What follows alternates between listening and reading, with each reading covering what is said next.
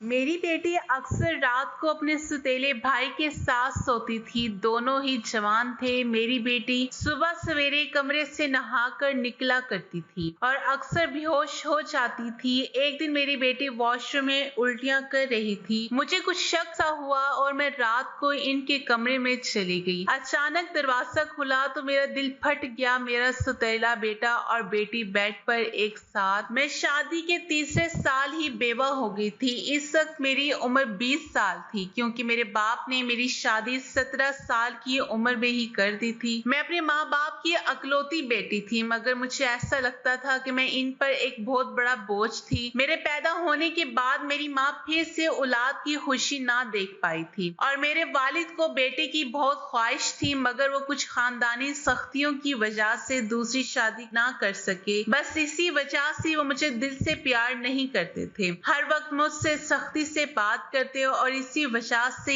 इन्होंने मेरी शादी बहुत जल्द कर दी थी। मेरा शौहर प्राइवेट इदारे में काम करता था। हमारी 2 साल की बेटी भी थी, मगर एक दिन ऑफिस से आते हुए इनका एक्सीडेंट हुआ और वो मौके पर ही दम तोड़ गए। वो दिन मेरे लिए किसी क़यामत से कम ना था। इद्दत पूरी होने के बाद मेरे सास ससुर ने मुझे वालिदैन के घर भेज दिया। शायद वो भी मुझे अच्छा नहीं समझते थे, क्योंकि इनके ख्याल से मैं एक मनहूस औरत थी। खैर, मैं चुप करके अपने वालिदैन के घर आ गई। मेरे वालिदैन तो मुझे पहले ही बहुत समझते थे। मैं अपनी बेटी को सीने से लगाकर बहुत रोती। बल आखिर मेरे बाप ने मेरी दूसरी शादी करवा दी, एक ऐसे शख्स से जिसका पहले से ही एक और बेटा था और मेरी एक बेटी थी। हम दोनों एक जैसे थे, इसलिए हमारी शादी हो गई, वरना मुझे रिश्ता भी ना मिलता। इसका बेटा मेरी बेटी से 2 साल छोटा था। इसके बेटे का नाम अरहम था और मेरी बेटी का नाम अलीसा था। हम लोग साथ रहने लगे और वक्त इसी तरह गुजरने लगा। अलीसा 17 साल की हो गई और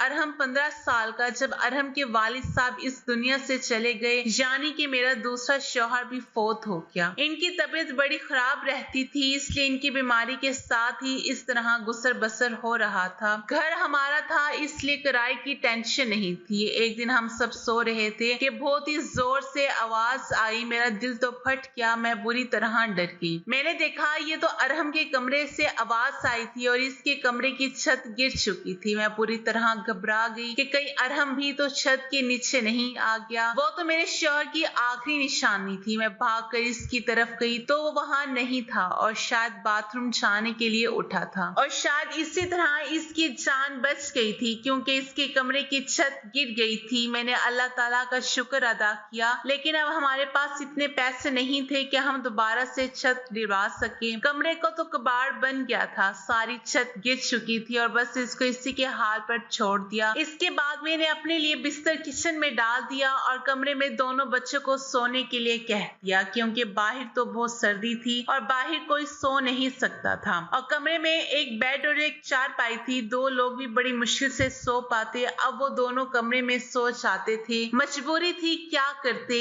एक कमरे में मेरे शौहर ने तो दुकान डाल के दी थी। घर में 3 ही तो कमरे थे। यूं तो हम 3 लोगों के हिसाब से कमरे मुनासिब थे, लेकिन एक दुकान के लिए कमरा भी जरूरी था। अब मजबूरी थी, क्या कर सकते थे, गुजारा तो करना ही था। एक दिन मेरा बेटा बेटी के कमरे में सोया तो सुबह सुबह कुछ ऐसा हुआ कि मैं हैरान रह गई। अरहम तो उठकर नाश्ते करने भी बैठ गया, मगर अलीसा अभी तक जाग ही नहीं रही थी। लेकिन वो इतनी देर तक तो कभी भी नहीं सोई थी। इसकी आदत थी कि वो सुबह जल्दी जाग जाया करती थी। इसको आवाज दी तो वो उठ नहीं रही थी। थोड़ी देर के बाद मैंने इसे चेक किया, पता चला कि वो बेहोश हो चुकी है। मैं बुरी तरह घबरा गई कि क्या हो गया है इसको। मैंने फौरन अरहम को आवाज दी और इसको कहा कि मोहल्ले वाले डॉक्टर को बुला कर लाओ। डॉक्टर आया तो इसने यही कहा कि काफी कमजोरी की वजह से बच्ची बेहोश हो गई है, खून की भी कमी है, कोई भारी काम ना करवाएं, इससे बस आराम करवाएं और फल दूध वगैरह खिलाएं पिलाएं, ठीक हो जाएगी। जब बेटी को होश आया तो मैंने पूछा क्या हुआ, तो कहने लगी कि बस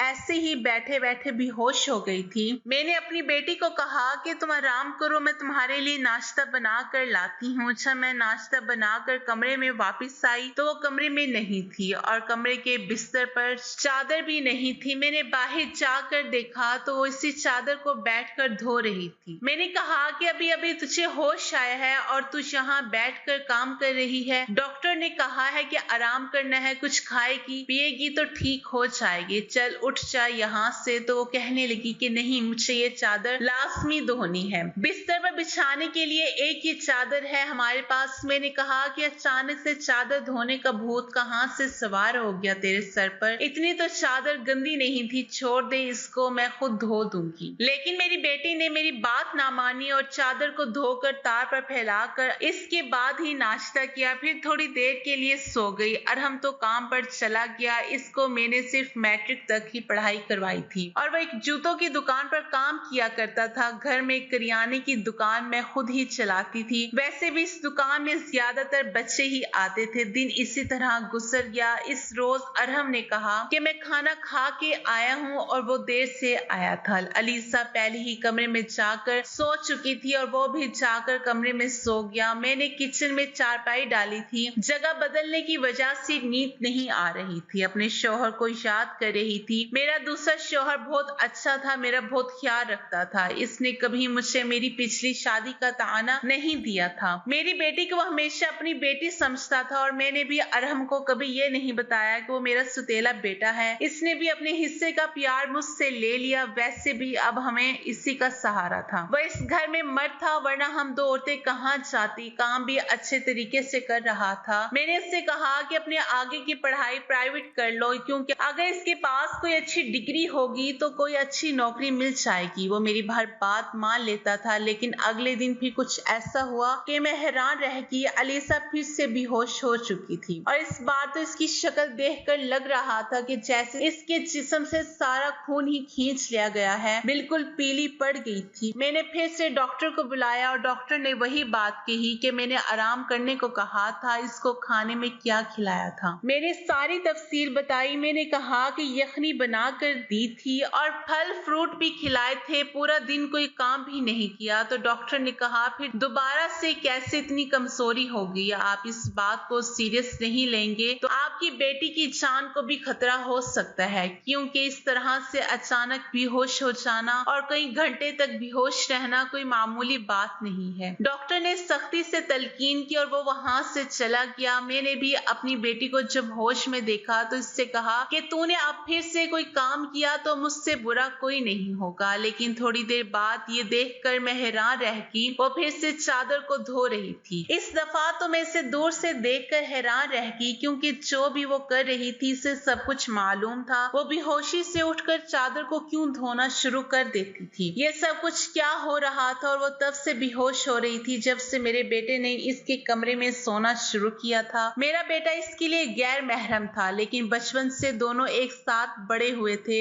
इन दोनों में तो बहन भाइयों से भी ज्यादा मोहब्बत थी। फिर ऐसा क्या हो रहा था कि मेरी बेटी की तबीयत दिन ब दिन खराब होती जा रही थी। वह जवान लड़की थी, अभी तो इसकी शादी भी नहीं हुई थी। जवानी में तो औरत में बहुत ताकत होती है। औरत तो कमजोर तब होती है जब वो बच्चे पैदा करती है, तो उसके अंदर बिल्कुल भी ताकत नहीं रहती। लेकिन जवान लड़कियां यूं बेहोश होने लगे, ये तो कोई नॉर्मल बात नहीं थी। इसने चादर धोकर तार पर फैला दी। वो आस पास भी ऐसे देख रही थी कि जैसे मैंने उसे देखा तो नहीं है। मैं किचन में खड़ी ये सब कुछ देख रही थी। मैंने भी इसको जताया नहीं। लेकिन मेरी बेटी कर क्या रही थी? वो फिर से बिस्तर पर लेट की और इसने अपने ऊपर करने वाली चादर ओढ़ ली ताकि मुझे पता ना चले नीचे वाली चादर है या नहीं। मैंने इसको नाश्ता करवाया और दवाई दी। दुकान अच्छी नहीं चल रही थी। हमारी दुकान पर कोई बड़ा गाहक नहीं आता था। सिर्फ बच्चे ही गोलियां टाफियां लेने आते थे जो 5-10 रुपए देकर चले जाते। इस तरह से तो काम चलने वाला नहीं था। मैं बहुत परेशान थी, लेकिन ये बात अपने बच्चे को नहीं बताती थी और अरहम को इन चीजों के मुतालिक कुछ भी नहीं बताया, क्योंकि वो पहले ही नौकरी कर रहा था। अब अगर ऐसे में ये बात भी बताती तो वो और भी ज्यादा परेशान हो जाता। लेकिन मैं खुद परेशान थी। ऊपर से डॉक्टर ने कहा था कि बेटे को अच्छी चीजें खिलाएं। घर में तो दाल रोटी के पैसे भी पूरे नहीं हो रहे थे। लेकिन एक दिन कुछ बहुत ही अजीब हुआ। मैंने अपने बेटे और बेटी को कुछ ऐसे बातें करते सुना जिनकी मुझे बिल्कुल भी समझ नहीं आई। मेरे बेटे ने कहा कि तुमने तो अभी से अपनी तबीयत खराब कर ली है, इस तरह तो नहीं चलेगा। अगर तुम्हें इतना मसला हो रहा है तो फिर हम ये सब नहीं कर सकते। मेरी बेटी ने कहा कि नहीं, मुझे ये काम करना है। इसी तरह के मौके बार बार नहीं मिलते और मुझे क्या पता था कि मेरे साथ ये सब कुछ हो जाएगा। मुझे तो पता ही नहीं था कि मेरे अंदर इतनी भी जान नहीं है। मेरे बेटे ने कहा कि अब तो तुम्हें पता है ना, तुम्हारी जिंदगी को दांव पर नहीं लगा सकते। तो मेरी बेटी का कहना था कि नहीं, सिर्फ 2-4 हफ्तों की तो बात है, इसके बाद ये मौका नहीं मिलेगा। क्या हो रहा था ये सब कुछ, मुझे इनकी बातों की कुछ समझ नहीं आ रही थी। एक दिन तो ये मंजर देखकर मैं हैरान रह गई। सुबह सुबह ही मेरी बेटी ने चादर को फिर से धोकर दीवार पर डाला हुआ था और वो एक तरफ खड़ी होकर उल्टियां कर रही थी। मैंने कहा कि क्या हो गया है तुम्हें? तो कहने लगी कि अचानक से मेरा दिल खराब हो गया। मैंने कहा कि क्या मतलब है इस बात का कि दिल खराब हो गया तुम्हारा? क्या खा रही हो तुम ऐसा, और चादर को बार बार क्यों धोती हो? क्या छिपा रही हो तुम? अगर मुझे पता चला कि तुमने ऐसी वैसी कोई हरकत की है जिससे मेरी और तुम्हारे बाप की इज्जत दांव पर लग गई, तो मैं तुम्हें कभी माफ नहीं करूंगी। मेरी बेटी हैरान रह गई। इसने कहा, अम्मी आप किस तरह की बातें कर रही हैं? लगता है आपने कोई फिल्म देखी है या कोई ड्रामा देखा है, या फिर किसी ने आपके कान भरे हैं जो इस तरह की बातें कर रही हैं। मैं ऐसा क्यों करूंगी? और अगर मैंने इस चादर को धोया है तो क्या हुआ है? गंदी हो गई थी, बस इसलिए धो दी। क्या आपको पता है कि कई दिन से मेरी तबीयत खराब है, दवाइयां खाने की वजह से मेरे पेट में भी प्रॉब्लम हो रहा है। अगर मुझे उल्टी आ गई तो इसका कोई और मतलब नहीं है। मेरी बेटी मुझसे इस तरह से बात कर रही थी। मैंने इसके मुंह पर थप्पड़ दे मारा और वह जमीन पर गिर गई। वहीं पर मेरा बेटा भी आ गया। इसने कहा कि अम्मी आप क्या कर रही हैं? आपने इस पर हाथ क्यों उठाया? तो मैंने कहा, हाँ मैंने मारा है। अच्छा किया, मुझे इस पर हाथ उठाना चाहिए था, लेकिन अभी तक मैं पूरी तरह बात की तह तक नहीं पहुंची हूँ। जिस दिन मुझे पता चल गया तुम दोनों के बारे में, इस दिन देखना अब मुझे खुद पता नहीं कि मुझे क्या हो गया था। मेरे दिल में जो बात आ रही थी मैंने वही बोल दी, जो कि मुझे इस तरह नहीं करना चाहिए था। रात को अचानक मेरी आंख खुली और मैंने देखा कि मेरे बच्चों के कमरे की लाइट ऑन थी, और मैं ये सोचकर परेशान हो गई कि इस वक्त वो क्या कर रहे थे। इनको तो इस टाइम सो जाना चाहिए था, और दोनों मुझसे तो शाम को कह रहे थे कि आज हम जल्दी सो जाएंगे। मैं जब कमरे के करीब गई तो वो ना सिर्फ जाग रहे थे बल्कि बातें भी कर रहे थे। इसी बात पर बहुत ज्यादा खुश हो रहे थे। मेरा बेटा कह रहा था कि तुम बहुत खुशकिस्मत हो, तो बेटी कहने लगी कि हाँ खुशकिस्मत हूँ, लेकिन अभी कल फिर मेरी तबीयत खराब हो जाएगी। अम्मी को परेशान देखकर अच्छा नहीं लग रहा। कब तक इनसे झूठ बोलेंगे? बेटा बोला, बस कुछ दिन और कर लेते हैं, फिर सब ठीक हो जाएगा। मैं इनकी बातें सुनकर हैरान रह गई। आज मुझसे रहा नहीं गया। मैंने कमरे के दरवाजे को खोलने की कोशिश की तो मजीद हैरान रह गई। इन्होंने दरवाजे को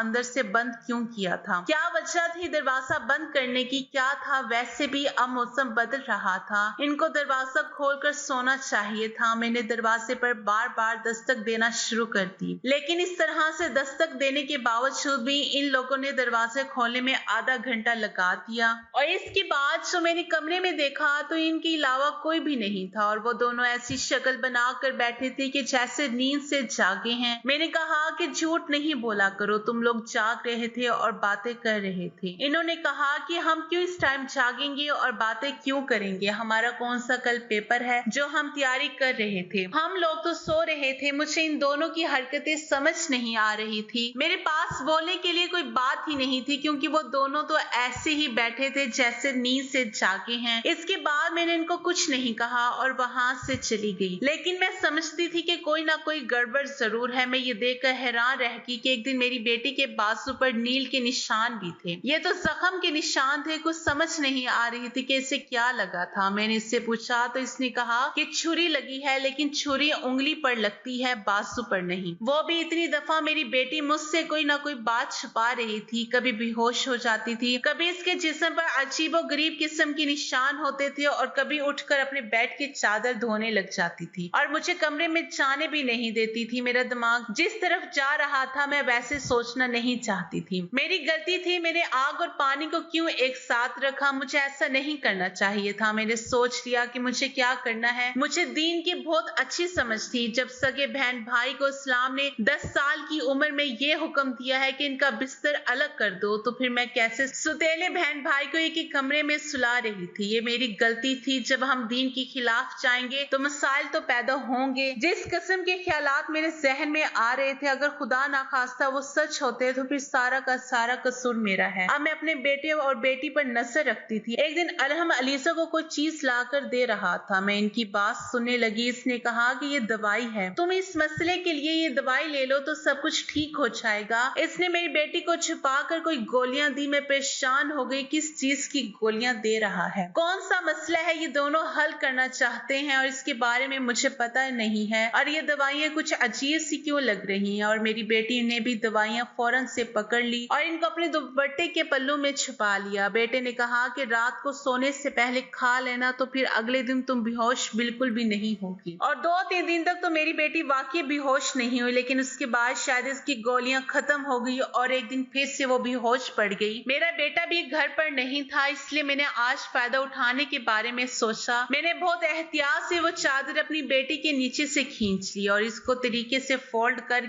अपने कमरे में ले आई। मुझे खोल कर देखना था कि इस पर ऐसा क्या लगा था जिसकी वजह से मेरी बेटी सुबह उठते ही इसे धोना शुरू कर देती है और यहाँ तक कि अपनी बीमारी का ख्याल भी नहीं करती। जब मैंने चादर को खोल कर देखा तो पहले तो मुझे कुछ नजर नहीं आया, लेकिन जब मैंने गौर किया तो ये देखकर मैं हैरान रह गई कि इस चादर पर खून के दाग थे। मुझे समझ नहीं आई ये खून के दाग कहाँ से आ गए। मैं हैरान हो गई, लेकिन मुझे ये बात समझ नहीं आई। फिर मैं सोचती रही कि ये सब कुछ क्या है। फिर मेरे बेटे और बेटी की हरकतों पर नजर रख रही थी, इसलिए सारा कुछ अपने दिमाग में सोच रही थी, लेकिन मैं किसी नतीजे पर नहीं पहुंची। फिर मेरी बेटी को ये पता चल ही गया कि चादर मैंने देख ली है, तो वो मेरे पास आकर बैठ गई और कुछ अजीब सी घबराई हुई नजर आने लगी। इसके बाद मैंने इससे पूछ लिया कि क्या बात है, क्यों परेशान लग रही हो। तो इसने कहा कि अम्मी वो चादर कहाँ है। तो मैंने कहा कि वो तो मैंने धोकर डाल दी है। मेरी बेटी चाहने लगी तो मैंने इसका हाथ पकड़कर इसे रोक लिया और मैंने कहा कि मैं ये सब कुछ देख चुकी हूँ। इस चादर को जो भी लगा हुआ था मुझे बता दो ये सब कुछ क्या है, क्योंकि मेरे दिमाग में बहुत बुरे ख्यालात आ रहे थे। फिर मेरी बेटी ने मुझे ऐसी बात बताई कि मेरे पैरों तले से जमीन निकल गई। मेरी बेटी ने मुझे बताया कि जैसे आप समझ रही हैं वैसा बिल्कुल भी नहीं है। दरअसल हमने देख लिया था कि इस घर के हालात अच्छे नहीं चल रहे, घर की दुकान चल नहीं रही थी, भाई भी कुछ खास पैसे नहीं कमा रहा था, लेकिन हमें ऐसा कोई काम नहीं मिल रहा था जो हम लोग कर पाते। फिर भाई के दोस्त ने इसे और मुझे एक अस्पताल में काम दिलवाया। वो सुबह अस्पताल में जाता और मैं रात को जाती और इस काम के बहुत सारे पैसे वो हमें दे रहा था। दरअसल भाई भी पूरा दिन वहीं पर होता था और रात को मुझे ले जाता और हम भी इकट्ठे काम खत्म करने के बाद वहां से आते। हमें पता था